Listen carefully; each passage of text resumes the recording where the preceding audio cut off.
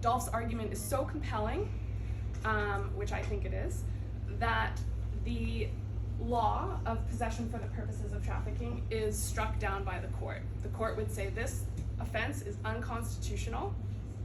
Canada, you're not dealing with your toxic drug crisis. You rolled back BC, your decriminalization project, and here are people out in the streets trying to save each other's lives. It's unconstitutional to arrest them for possession for the purposes of trafficking. If the court decides that, it would then go to Canada, the Canadian federal government, to redraft the law, to make the law constitutional, however they think that looks. So it's a double-edged sword in the sense that you could get a great ruling from the court saying, hey, this provision is unconstitutional, it needs to be struck down, but courts don't draft laws, governments do.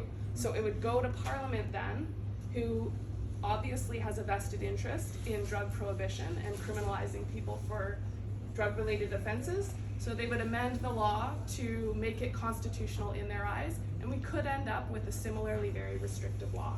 That's what we saw happen with Canada's sex work laws. The court said these are unconstitutional, strike them down, they're putting sex workers' lives at risk.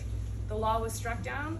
Canada went and created a new legal regime that basically did all the same things. That's a possibility here. Another possibility is that the court says, in this very specific instance, this situation with Dolph, these members, these founders, the law is unconstitutional, but it's still constitutional for everyone else. It's just in this particular circumstance, it's unconstitutional, and the charges are stayed, meaning that they won't be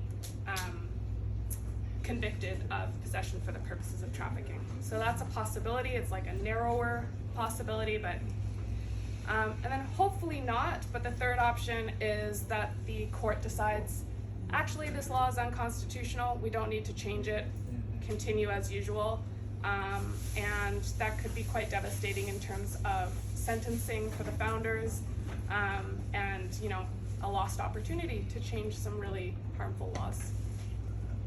Does anyone have any questions before I